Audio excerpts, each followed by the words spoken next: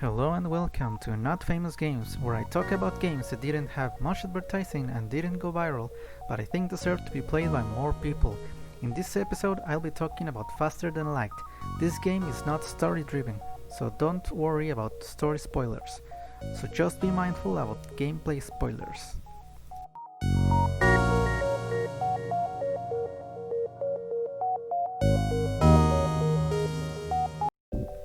FTL is a Subset Games game released in 2012 for PC and it's now available in iOS. It's rated E because it only features cartoonish violence, but that doesn't mean this isn't an intense game.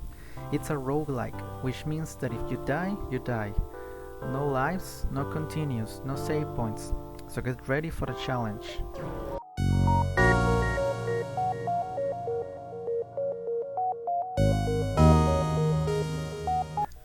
In FTL, you play as a Federation ship that carries important information that you must deliver to the fleet. However, you are being chased by a rebel army that is trying not just to stop you, but to destroy the whole Federation. You have limited resources, fuel amongst those, so you must procure supplies and upgrades along the way if you want to arrive at your destination and survive the war.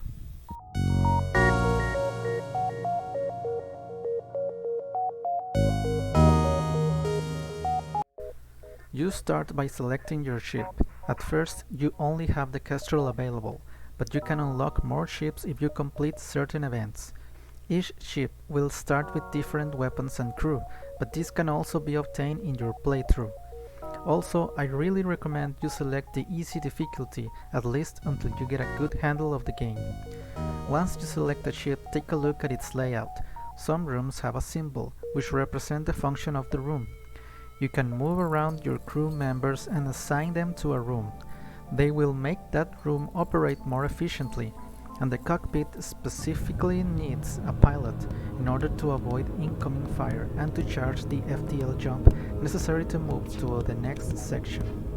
The crew will also get better with time at handling something, so you'll want to make sure that if you move them, they return to their respective positions. This is easy to do with the Save Position and Deploy to Position buttons below the crew list. You can also see your systems below and a certain number of bars. The bars on the left is the amount of energy you have left, and the bars on the systems are the energy required to operate them. You can upgrade your ship by clicking on the ship icon. Upgrading your reactor will grant you an extra energy bar. Upgrading a system will allow that system to perform better, but at the cost of more energy. Once you're ready, click on Jump and you will see a map of the sector you're in. Here you can see a point that says Exit. You have to make your way there to move to the next sector, but you choose the path that will lead you there. You can see which locations you can jump to by the green lines. You can also see where you can jump from there by placing your mouse on that location. Once you move to a location, a random event will occur. It could be nothing, or maybe someone will make you an offer, but most likely you'll have to fight a rebel ship or a pirate. First of all, use the spacebar to pause gameplay. Use this to plan your attack. You can see a weapons section above your weapon system. This has a number of bars that indicate how much energy they need in order to be used. Upgrading your weapon system will allow you to use more weapons at the same time. If a weapon is grayed out, click on it to activate it. This will charge its cooldown bar. Then use the number marked below to aim. Choose a room of the enemy ship and click to attack it once, or use Ctrl plus click to have that weapon automatically attack that room every time the weapon is charged. There are different kinds of weapons. Some weapons will shoot energy balls with a damage of 1 each that can damage shields. Some weapons require a missile per shot, but missiles can go through shields. Some weapons fire a laser that can damage several rooms, but lasers won't be very effective against shields. Some weapons will temporarily disable a system or the shield if they hit it. They all can be dangerous, but combining them will always give you better results. Now that you can attack, let's look at the defense. The shield system will allow you to receive 2 attacks without taking damage and will automatically recover over time. It can also be improved to have several layers, but you need 2 upgrades for each level, which makes it very expensive. The engine system can allow you to dodge attacks. You can upgrade it to increase its dodge chance. However, the engine won't dodge anything unless you have a pilot on the cockpit. The cloak system will allow you to not be targeted for a few seconds and recharges every 5 seconds. It can be upgraded to last longer. There are other systems that are needed to survive. The oxygen system will create oxygen for your ship. If it is destroyed, your oxygen levels will diminish, eventually becoming lethal for your crew. It can be upgraded to create oxygen at a faster rate. The medbay will heal any crew member that remains there. It can be upgraded to heal faster. There's another system that can be installed in your ship, the drone system. There are several kinds of drones. Some drones will shoot a burst with a damage of 1. Some drones will destroy incoming missiles. Some drones can repair your ship. Some drones can heal your crew. Some drones can fight invaders. They all will cost you a drone to deploy, but they will remain in use until the fight ends, or your drone system gets damaged.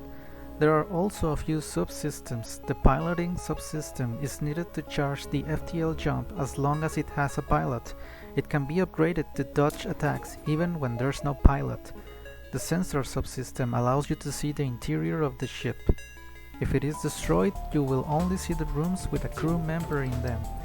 It can be upgraded to allow you to see the interior of enemy ships. The door subsystem allows you to open and close doors remotely. If it is destroyed, doors will only open if a crew member passes through them. It can be upgraded to reinforce doors in order to trap enemy invaders. I haven't explained something about attacking. Ships have a hull, which can take some damage before it's destroyed. Weapons deal a certain amount of damage.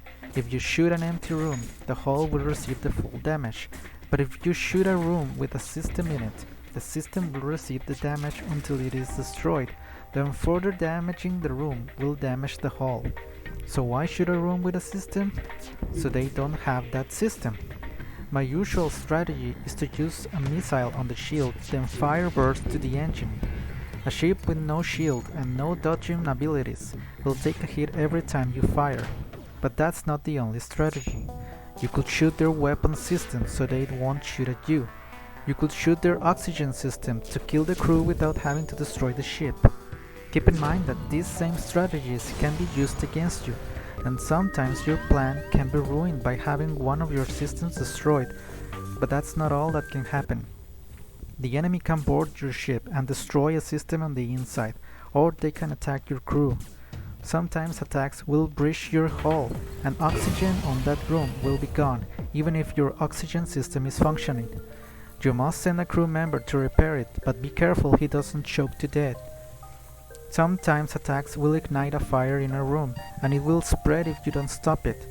Crew members will take damage by being on a room with fire, and fire is not easy to extinguish, so sometimes a better strategy will be to open a door to the outside and let the oxygen leave, extinguishing the fire. On your way you can find stores which you can use to buy fuel, missiles, crew members and even systems. But the currency you use is the same one used to upgrade your ship, so plan accordingly. Some items on sale are very valuable but expensive, so you will miss out if you didn't have enough. Some events you find will have you make a decision. Each option has a percentage of success and failure, so just because something worked one time doesn't mean it will always work. Sometimes the smart thing to do will be to do nothing. I constantly found myself losing crew members because I tried to do the right thing, but most of these events can have secret options that are only unlocked if you fulfill certain requirements, like having an NG on your crew or a laser on your weapons. These options will be marked in blue and are almost always guaranteed to succeed. On the map you can also find distress signals, which can be people asking for help or a trap. I always find myself going to these regardless, because even if it is a trap, at least I'll have a fight and get scrap out of it. You should know that the game does have an ending. In order to complete the game, you must reach Sector 8 and then defeat the rebel flagship. This will be no easy task.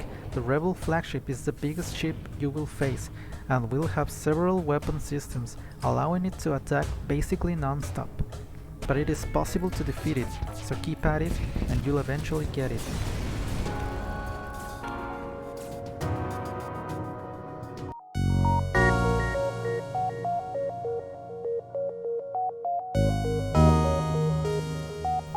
FTL is complex and exciting, but it can be very frustrating. There have been many times when I was doing fine and I lost everything very fast. But it is also very addictive because you wanna try again, learning from your mistakes. If you like Star Trek and the like, you probably wanted a game like this for a while. This is an experience that puts you in a similar situation, and often you must decide if you want to be selfish and greedy or if you want to help. And while most games reward selflessness, that's not always the case here. And that's it for FTL. If you like this video, or if you like to hear about more video games that are good but weren't that famous, then please like, subscribe and tell your friends. And remember to click on the bell to get a notification when the next video is up. Goodbye.